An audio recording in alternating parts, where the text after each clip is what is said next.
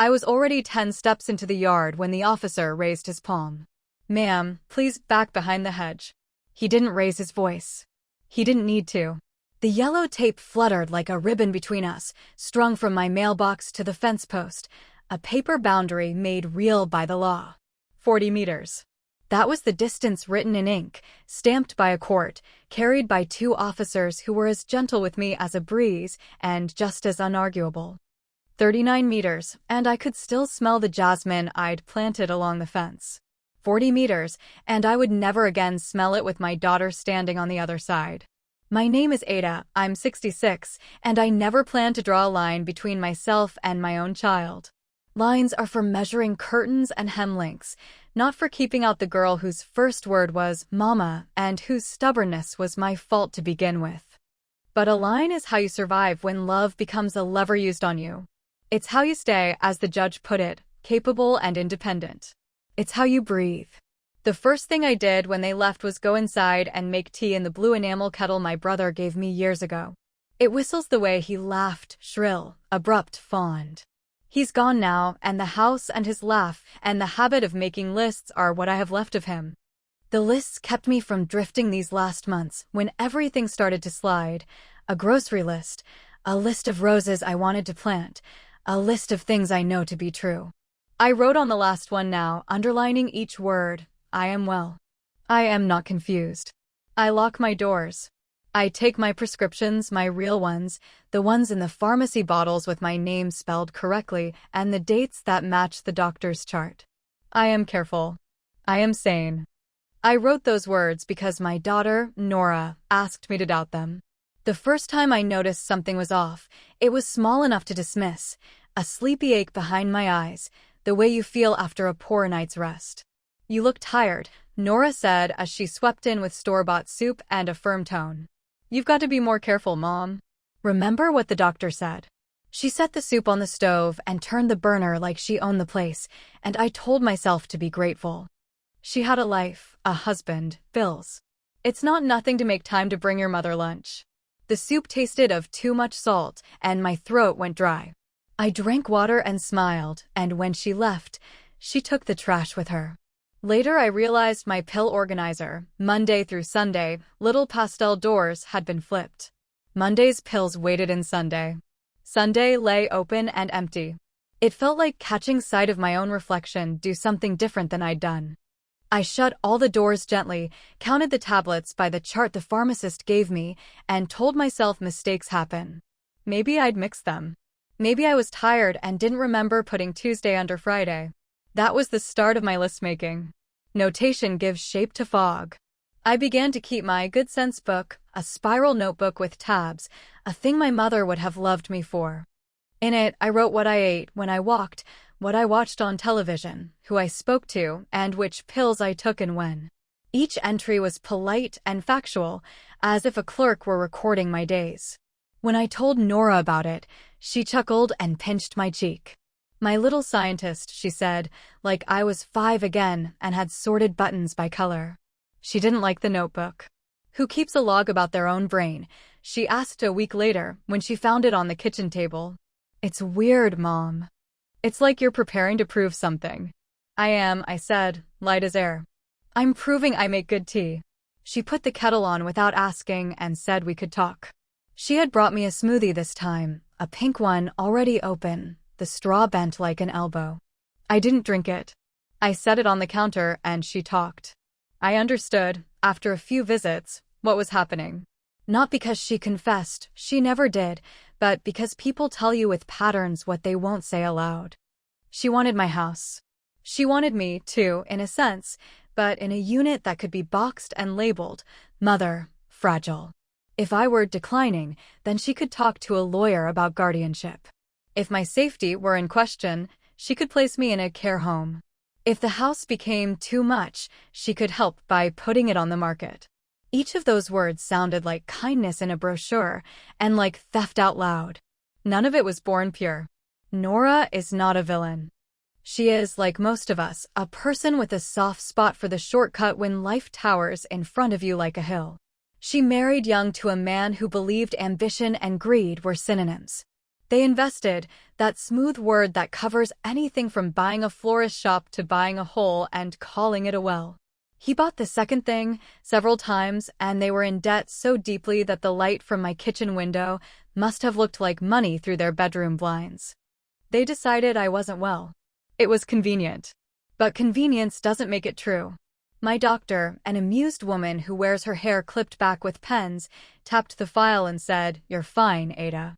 Mild hypertension controlled. Vitamin D a bit low. Memory, sharp enough to cut." She made a joke about me remembering her birthday before she remembered mine. I bought a calendar as large as a placemat and stuck it to the fridge anyway. On it I wrote in sharp block letters, "Call Dr. Philippa, April 9th, 10:30 a.m. Next to it I wrote, "Make apple cake." The apple cake would be for the gardeners' club meeting. I didn't want my life to be only appointments and defense. The day Nora forgot my doctor's checkup, she came over early, humming, and insisted on driving me to the market first. She took the long way, which was strange, and then the scenic route, which was stranger, since she hates oak trees, and we passed 3 stands of them. By the time we pulled into my driveway, my appointment had passed. "Oh, Mom," she said, faux crestfallen, one hand to her cheek. "I'm so sorry. You know how scatterbrained I am." She smiled, and I smiled, too, and said we could reschedule. Then I went inside and wrote in my Good Sense book, "Missed appointment, unusual route. Call clinic." I didn't accuse her. The page did it for me politely. The next time I walked. It's a half hour to the clinic if you take the footpath along the stream and ignore the grackles that scold you for existing. I wore my sneakers and a jacket, took my notebook and a thermos, and waved at neighbors who were trimming hedges or hosing off porches. Sunlight dappled the sidewalk.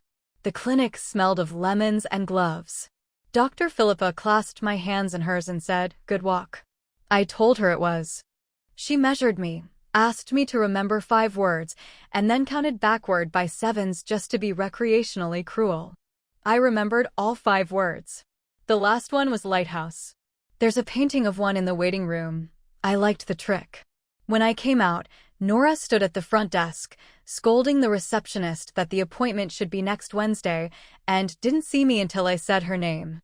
She hugged me and said, "I was just making sure they correct the mistake." I said there wasn't one. Her arm stiffened and then dropped away like vines cut from a trellis. If you'd asked me, 2 months before all this, whether I believed my daughter would ever attempt to tamper with my medicine, I would have laughed and told you to hush your mouth. If you'd asked me, a month before, whether she would put her name into the county's guardianship interest list, I would have said you must be thinking of someone else.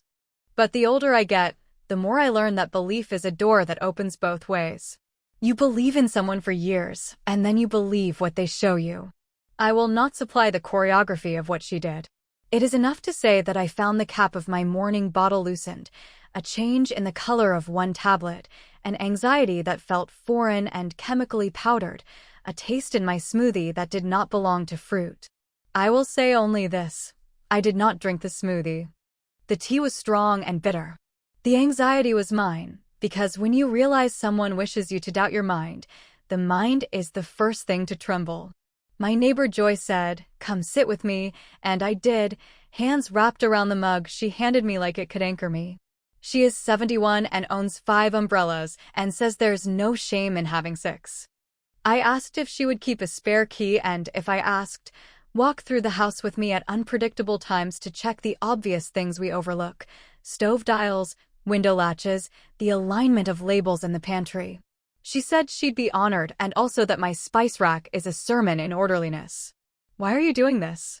I asked Nora 2 evenings later when she came by with a hug that smelled like expensive detergent and a cake from a bakery that glazes their strawberries to maraschino. I set the cake on a plate and cut us both a slice. I ate mine. She poked hers like it might guilt her for something. She didn't say money. She said care. She said, "You're alone in a big house, Mom, and it scares me. You fall and break a hip, and what then? You forget the oven, and what then?"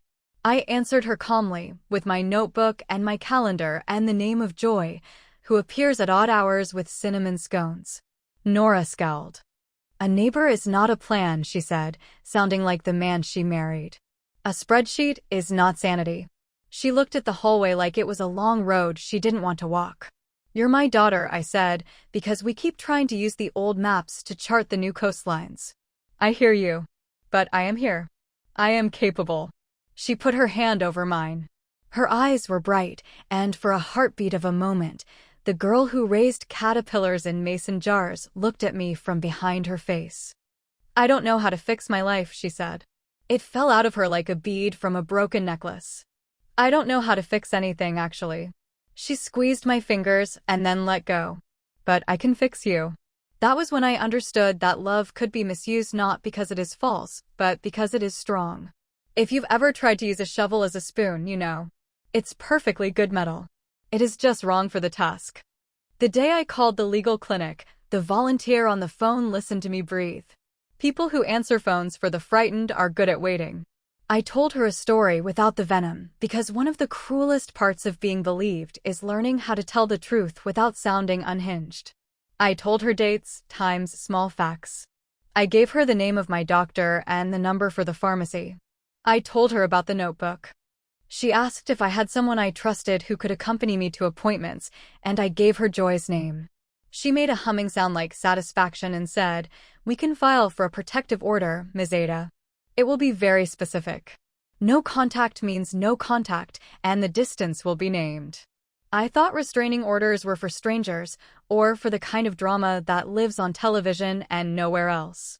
My volunteer, a woman named Shayla with a voice like a cedar grove, told me they're for anyone whose safety and autonomy are being actively undermined. Autonomy, she said once, and then again softly, like a blessing. The process was not a movie. There were forms that asked for things I didn't want to write. There were lines for the terrible sentences she attempted to, and I believe that. I wrote what was necessary and not one word more. Shayla sat with me and watched me write the slow, neat script that Sister Bernadette taught me in 4th grade. When I was done, she slid me a tissue. "Everyone does," she said, pride and grief coiling together in her kindness. "Everyone cries after they tell the truth." There was a hearing. The courthouse smelled like old paper and callbacks. I wore my navy sweater and my sensible shoes and the pearl earrings I only put in when I want to remind myself I've been through worse. The judge had silver hair and eyes like river stones. "Miss Adler," he said when he called my name, and I felt the shiver a person feels when the world acknowledges that she has won. Nora was present with a lawyer who sat too close and whispered too often.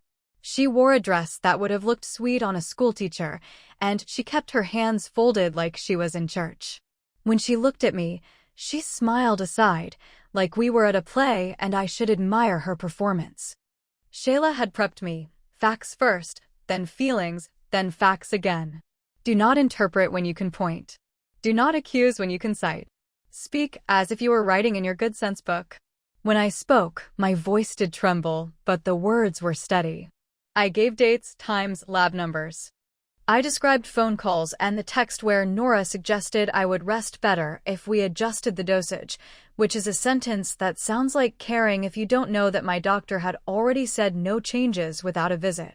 I handed over the letter from the pharmacist who confirmed a tamper-proof cap had been compromised between pickup and home one afternoon when only Nora carried the bag. I didn't glance at my daughter.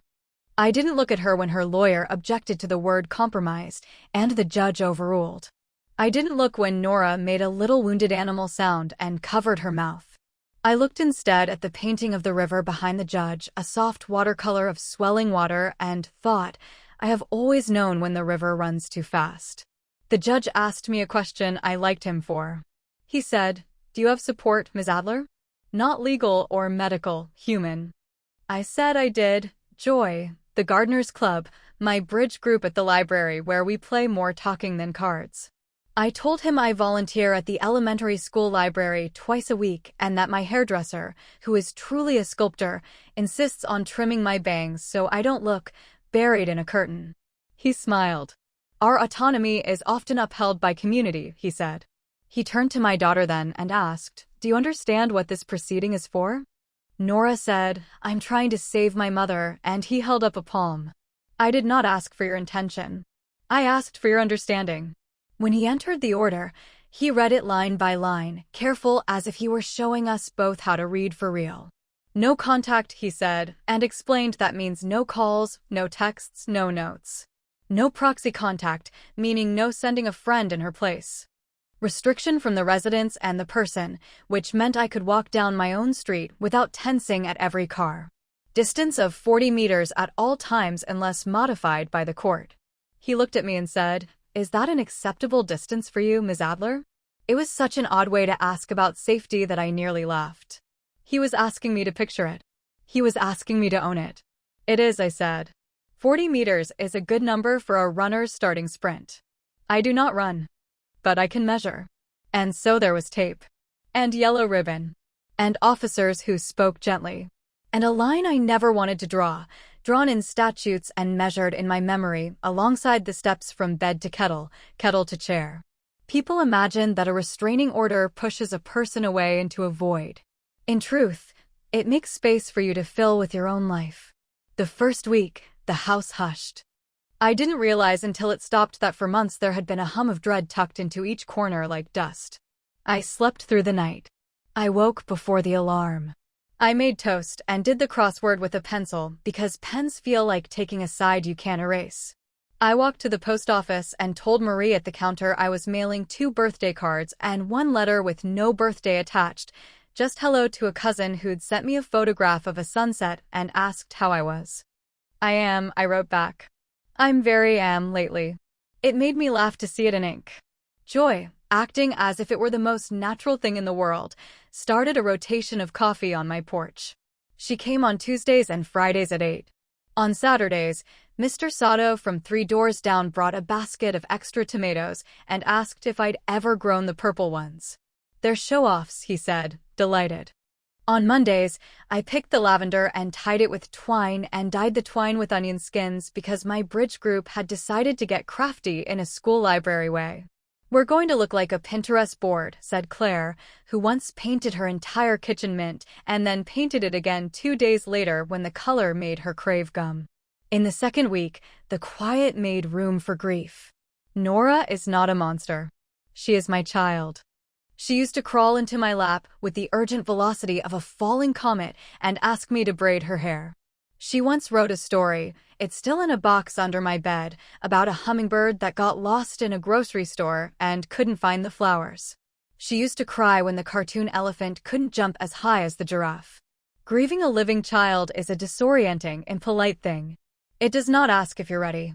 It simply arrives and sits heavily beside you, like an ant who refuses to remove her fur coat. I used the space grief gave me to tell myself the truth over and over in plain language. I did not make Nora harm me. I did not make her desperate. I did not invent the facts to punish her. I did not exaggerate. I did not confuse loyalty with surrender. It is not disloyal to preserve your life. I made a new list in my Good Sense book, titled Things That Keep Me. It had as much humor as it had practicalities. 1. Lock the back door. 2. Take the white pill at 8 a.m. with a full glass of water. 3. Laugh when joy overwaters my fern even though I told her not to. 4. Say the word autonomy out loud like it's the name of a friend.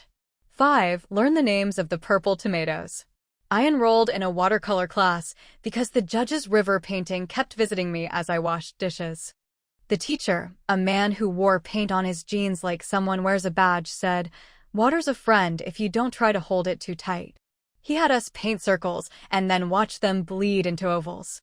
"Don't fix it," he said each time anyone reached for a paper towel. "Let it be the shape it's becoming." Shayla called once a week for the first month, not for legal reasons, but because people like her understand the way a crisis leaves your bones rattling. "Any contact?"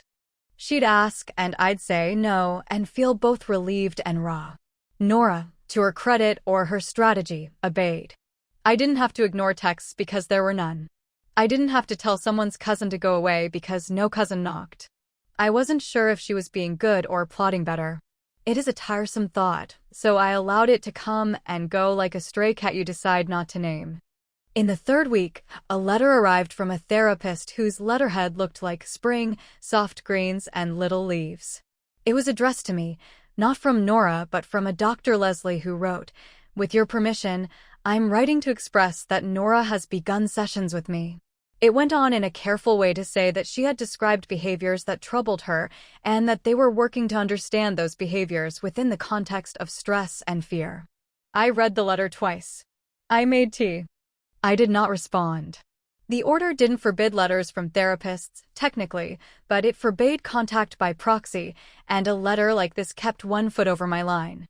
On Wednesday, at the elementary school library, a boy named Javier asked if he could write a book about a dog who lives on the moon.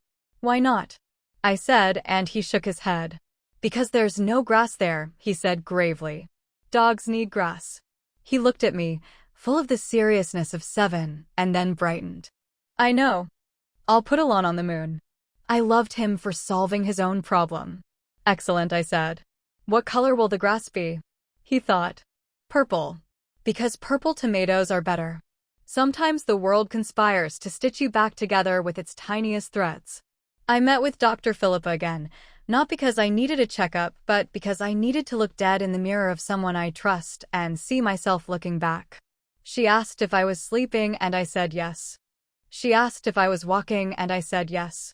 She asked if I had thrown away the old smoothie cup, and I said yes, and she grinned. Good. There's a weird kind of power in not dramatizing trash. She tapped her pen against the file and said, "You're handling this like a person who trusts herself." I said, "I learned to again." She wrote something down and then snapped the pen closed. That sentence is worth the copay. Spring warmed into summer. The jasmine thickened, and I added a trellis for the climbing roses. Mr. Sato's tomatoes blushed purple and nearly black in the shade. The Gardeners Club decided to host a neighborhood bloom day, where everyone could wander through front yards and admire one another's diligence. I set out lemon water and a plate of ginger cookies and felt like a hostess in my own life again. People asked me what I'd done to keep the roses from mildew, and I shared the dull facts with glee because the mundane is a luxury when you've been living in the melodrama of survival. In late July, a letter arrived from the court, a review date, as routine as insurance and as oddly disquieting. Shayla called to say we could submit a status if I didn't want to appear. "It's standard," she said. "The court wants to ensure the order is still necessary and that it's being observed."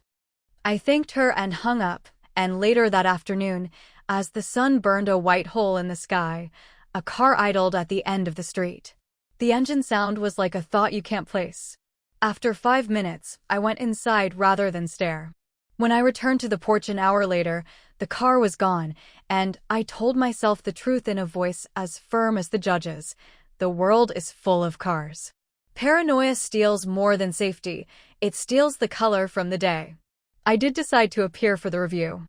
It felt right to show up for my own life, not only in my kitchen and garden, but in rooms with flags and seals. Shayla sat beside me. Joy sat on my other side, a hand on my elbow like she was keeping me tethered to a kite string. Nora did not appear.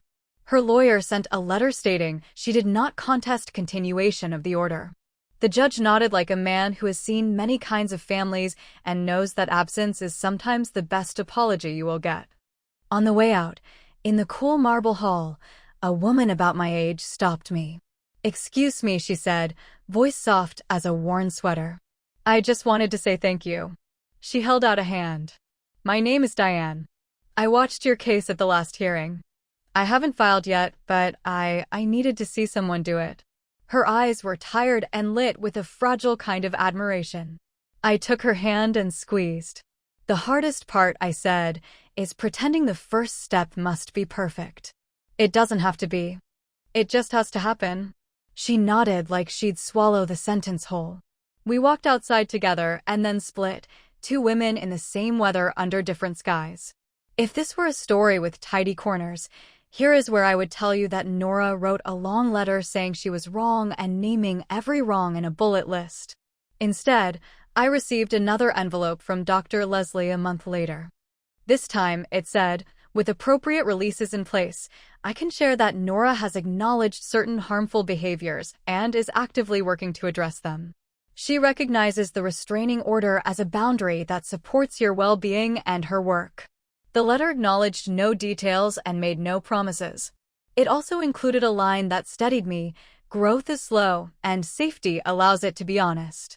I have not seen Nora in person since the day the tape went up, except once when I turned a corner at the grocery store and found her standing near the bread, staring at a loaf like it might explain faith to her. We both froze. The distance between us dissolved in an aisle of oatmeal and jam, and then reassembled into the old lines: the distance, the ban, the yellow ribbon only I could see fluttering up from the tile. I put my hand over my heart without thinking. She flinched and then stepped backward, mouth opening as if to speak. She didn't. She turned and wheeled her cart away, the sound of it click, click, click over a cracked tile, like a metronome counting us both back into our separate measures. What I have learned in the long light of these months is that a boundary is not a punishment. It is a story you write about yourself and then read aloud so others can hear it. My story is that I am alive and that my life is mine. It is unglamorous to protect your medications and attend your appointments and note in a notebook that you took a walk at 10 and ate a pear at 3. It is even less glamorous to file forms and tell a judge what you are afraid of. But glamour is a costume, and I am building a closet of sturdy clothes. There have been, to my surprise, joys in the negative space. I teach watercolor now, once a month at the senior center. I bring a bag of apples and we paint them until they look like they could roll off the page. Mr. Sato and I started a seed swap box in my little free library. Kids come and dig around like treasure hunters. I called my cousin with a sunset photograph and told her I was very and she laughed a laugh that made me remember being 9 and thin as a wind chime. I dusted the top of the bookshelf and found a postcard from my brother that I'd forgotten, a picture of a red bicycle leaning against a lemon-yellow wall. On the back he had written, "Keep pedaling, kid." The garden teaches what the court formalized, that distance can be medicinal. You do not plant the rosebush too near the hydrangea. You give the tomatoes space to exhale, or they mildew. The lavender loves the stone path because the rock stores the day's heat and feeds it back all night. The river in the courtroom painting could flood. It doesn't when its banks are honored. On the morning of the order's first anniversary, Joy and I measured 40 meters from my porch with a length of pink gardening twine. We stood at the far end and held the line taut between us, giggling and solemn in equal parts. "There," she said. "That's a lot farther than my living room." I said, "It's also barely the length of a memory when what you remember is a child's first laugh." We wound the twine around a card and labeled it 40 meters saved. We put it in the drawer where I keep my extra teaspoons and a photo of me with flour on my cheek at 35, holding a pie like a trophy. You might be wondering if I will ever speak to my daughter again. I wonder, too, and then I fold the wondering into a neat square and put it in the drawer with the twine. The order is not a sentence. It is a condition for any future that doesn't require me to vanish to make room for someone else's convenience. If there is a road ahead with both of us on it, it will be built out of apologies that make room for change and not only for relief. It will be built with time measured not in meters but in meals and books and the kind of laughter that doesn't ask for anything afterward. If that road exists, we will find it by walking separately toward the part where it might converge. The jasmine blooms twice in my climate, in early summer and again, if I've pruned wisely, in September. On the last evening of August, I sat with Joy on the porch and watched the sky ripen from orange to the blue of a pressed flower. Somewhere a radio played a song I knew from my 20s, thin and sweet through the air. Joy asked if I regretted anything. I said, "I regret the years I thought love meant letting someone else rename me." She nodded, serious, and poured more tea. "What do you call yourself now?" she asked. I looked at the list on the little table where I check off the day's ordinary victories. "Mine," I said. "I call myself Mine." Later, after she left, I walked the length of my living room, which is exactly 7 of my strides, and then the length of the hallway, which is 5. The house made the sounds old houses make, wood easing, a distant drip that is probably the dawn already getting ready. I went to the kitchen and set the kettle with the blue enamel on the stove and listened for the whistle. When it rose, a small, fierce herald, I felt the strange blend that has been my companion all year, tired and awake, grieving and grateful. On the line I drew for myself, I wrote in my Good Sense book, "Today, I love the life I'm allowed to keep." In the week that followed, the Gardeners Club met in my yard. We took turns describing what we'd learned from our plots this season. Claire said never plant mint without a jail. Mr. Sato said tomatoes forgive more than humans think. I said distance is kindness, to plants, to people, to your own nervous system. Someone asked if I meant the court order, and I said I meant the way we choose not to crowd each other's roots. They nodded like people do when they know a metaphor is standing in for a bruise. Autumn came in on a Tuesday, slipping behind the curtains of the day like an actor arriving late to the second act, breathless and necessary. I bought a new notebook. The cover is yellow like that wall in my brother's postcard. On the first page, I wrote in the careful script Sister Bernadette drilled into me, "I am well." On the second, I wrote, "I am free." On the third, I wrote, 40 meters is not a prison. It is a garden path I chose for myself because I am the one who walks it. I have been told that the older you get, the more you become yourself, like a photograph developing fully at last. At 66, I can report that this is both true and harder than it sounds. Becoming yourself sometimes means building fences you didn't think you'd ever need. It means saying no to the person you would have laid down the road for. It means collecting evidence of your own good life until you believe it without having to check the list. It means you make tea when the hurt rises, and you watch the steam curl, and you remember you have hands and that they can braid and write and hold. The last time I saw Nora, a month after the review, not by intention, we were both at the same park. She stood at the crest of a hill near the pond, having arrived with a friend, and I was at a picnic table with Joy and the bridge group, slicing peaches. We saw each other almost immediately. The friend murmured, touched Nora's elbow. Nora took a breath I could see from where I sat. I put my hand on my chest and then lowered it, a movement that means I am here, I am staying here. She nodded. She stepped back until the distance was right. Then she turned and knelt to look at a duck waddling by, as earnest as if it were a job. I ate a slice of peach and felt the sweetness and the slight grit at the edge where the knife had scraped the stone. "Good?" Joy asked. "Very," I said. The air smelled like cut grass and lake water and the faint perfume of someone's shampoo. Children shrieked with the clean delight that makes every adult remember that first summer you learned how to make a swing go high all by yourself. The restraining order sat between the two of us, my daughter and me, like a bench in a park neither of us planned to sit on, but painted nonetheless, solid and flat and blue. A place to rest if we ever one day arrived there with the right words and a willingness to stay at the edges of each other's weather. Meanwhile, I walked home at dusk under a sky that softened its light the way a friend softens her voice. The twine labeled 40 meters saved waited in the drawer. The kettle sang. I turned off the flame and poured water over 2 tea bags, one for tonight and one to chill for tomorrow, because I have learned to prepare small mercies in advance.